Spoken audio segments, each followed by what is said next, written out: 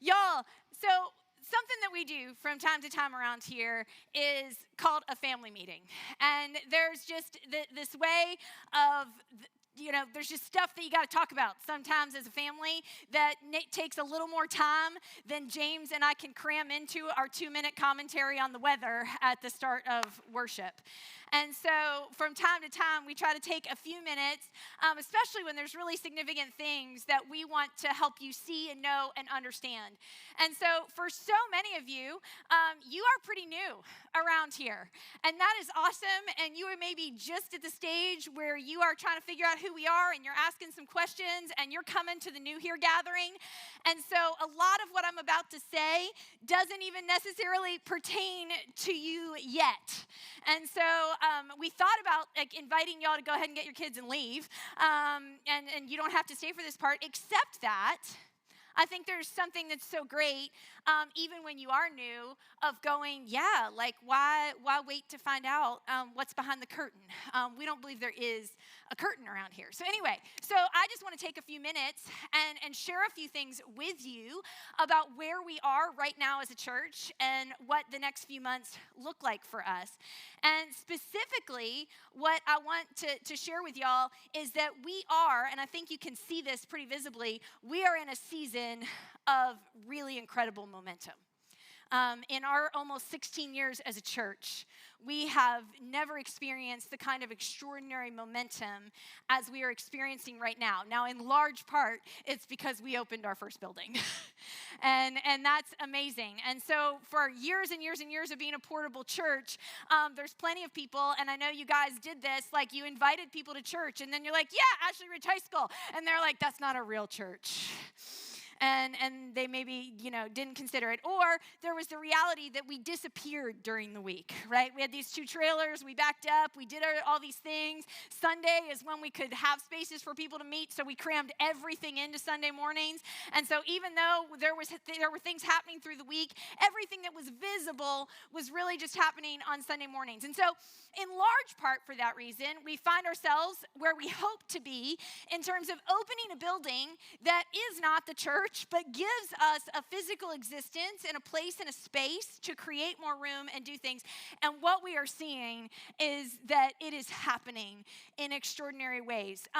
You don't get to the visibility on this because now that we're in multiple services, but in the last 6 weeks, our average attendance has almost fully doubled from where we were at the high school, which is awesome. Which is absolutely incredible. One of the things you've heard us say the last few weeks is we can't make baptisms happen fast enough. And I love this because that kind of momentum way predates a building. God has been planting some seeds this year, and we've been seeing it come out of our kids' classrooms and our student environments, and we've been seeing adults and families move in this direction. And so we did baptisms a few weeks ago, and we had all these people that wanted to get baptized, and we're like, we can't stay here for all these hours because we got to get some of you out of the parking lot so that other people can come into the parking lot, right? You've noticed that, right? And so we've got group people coming out, people coming in, so we had to limit the number, and we had so many people that wanted to get baptized in October that couldn't, that we made our next baptism date in December, and we completely filled it before our October baptisms. Which is awesome because one of the things that happens when we do baptisms, you can applaud because this is exciting stuff. When we do baptisms, that all these other people want to get baptized. So after our October baptisms, we had all these people that were like, we want to get baptized. We want to have this conversation about baptism. And we're like, well, you're going to have to wait till 2026, which is obviously not where we want to be in so many ways. But for really good reason, we're in a season of growth.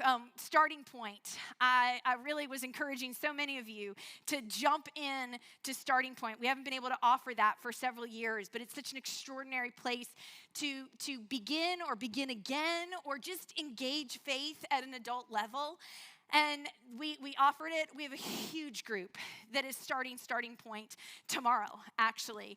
And I'm so excited about what we see happening. These are just some of the pieces that we're seeing of the extraordinary momentum that we have happening right now. And so as we look at that and what we have available to us and the resources that we're looking at as a church, we have an opportunity right now to maximize our momentum in three really significant ways that we need to, and this is again where you're peeking into the financial side of how we function. Obviously, although I don't want to ever take it for granted, everything we operate on comes from this church. We are connected to a network of churches called the Irresistible Church Network, but it is not a denomination, and it is not anywhere that feeds additional resources into who we are. So everything we've been able to do in the ministry that happens here is because of the generosity of this church. And so we just, as you can see, completed and moved into what in total, over the course of the several years, many years of buying land and moving land and building, and COVID happening and building smaller and figuring things out, all told, this was just shy of a $10 million project.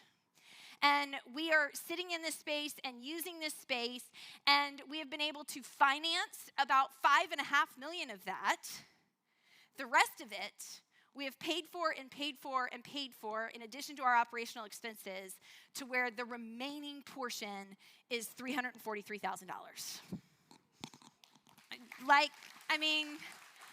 That's a big deal, to take on a $10 million project as a portable church and to walk through this and to be at a place now where our unfunded remaining expenses are $343,000. Now, the first opportunity we have is we need to, as quickly as possible, meet those unfunded expenses. Those are bills that are due now. Those are bills that were due yesterday. Those are some bills that we have sitting in front of us. And so we have an immediate opportunity that we need to just get rid of that last bit of unfunded expense. And so here's the deal really quickly.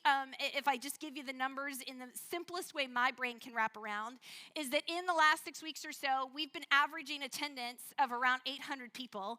And so my simple math says that if half of the people that have shown up in the last few weeks gave $1,000, not only would we be done with number one, but we'd be well on our way to number two, which I want to share with you, which is simply that now that we've moved into this space, our operating expenses have obviously grown.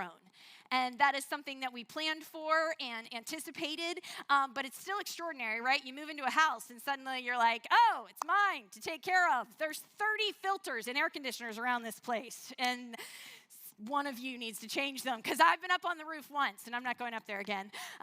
It's like a whole town and village of air conditioning units and things up there. So we planned for this, and right now our operating budget is around $100,000 a month in this space. We have been averaging well over $100,000 in our giving, but we've been using all of that margin to pay for those building expenses along the way. And so now we need to retire that last bit of unfunded building cost and also be at a place where we are consistently giving up and above $100,000 a month to meet our operating costs. And then the final piece of maximizing this season of momentum so that we can keep going, so that we don't in any way stop what God is setting in motion in this place, is we need to, as quickly as possible, create the kind of margin that we were able to create for years that got us here. We need to create margin as quickly as possible to meet both our current and future growth. And when I say that, what I mean by current and future growth is that right now we would love to pave that parking lot and add a few more spaces, because our parking team is doing an extraordinary job. Extraordinary. Is Mark in the room? I'll say it a few more times. Extraordinary job. Our parking team's doing a great job, but I know a lot of you pull in every week and you're like, like how hard's it gonna be? And you wanna invite your friends, but you're like, maybe ride your bike, I don't know. We want to make it easy. We want people to feel like we've got plenty of room for them here, because we do. And so we wanna be able to pave a parking lot and add some more spaces. We wanna add some staff so that we can get back to some of y'all a whole lot faster than we have been, and be able to grow our ministry in that way. We wanna add a new service. Okay, we need to add a third service real soon, which is incredibly exciting. But that requires some additional resources as well. And so when I say we've got these three opportunities right now to maximize our momentum, to as quickly as possible, do what we can and all step in and go, how can we get rid of the last piece of unfunded building expense? And then the second thing, continue to give and grow in our giving so that we're meeting the operating expense in this new space. And then finally, knowing that as we grow, we can stretch even further to be able to continue to make more space and more opportunity for all of us to grow in our faith together. And so that's the quickest version. And again, there's so much more. And we do practice transparency around here. We're always happy, willing, eager to share all of those pieces with you. But what I hope you hear from me today is an invitation to be part of this with us. God is doing something extraordinary. And Rick White is holding up in the back right now the fact that in all of your seats, there's a QR code in the seat pocket in front of you that conveniently goes straight to our giving page. We're just making it so easy for you. And so there are lots of ways to give around here. You can give directly online. We've got offering boxes and offering buckets in the back because we felt like you weren't seeing the boxes, so we put out the buckets to make everything more visible. Again, we're here for you. We're just trying to help. You can give that way. We've had some incredibly generous people who've been in a position over this building project to give via stocks or charitable contributions in all kinds of ways. We have all of that available as a possibility, and so any of those kinds of creative or other giving directions, you can talk to me about. You can talk to Mark Schmidt, usher extraordinaire in the back. We have lots of people on our leadership team that are always around, that anyone in a Hello Summerville shirt can point you to the next person who can help you with some of those questions. But I want you to clearly hear me say, what an exciting season we're in. This is extraordinary. Everything we prayed for years and years and years, we are now living in. And this is just the beginning. This is just the beginning of the opportunity that we have to proclaim the goodness of God and invite people in to what I believe is a really cool family that is constantly asking questions and learning more together.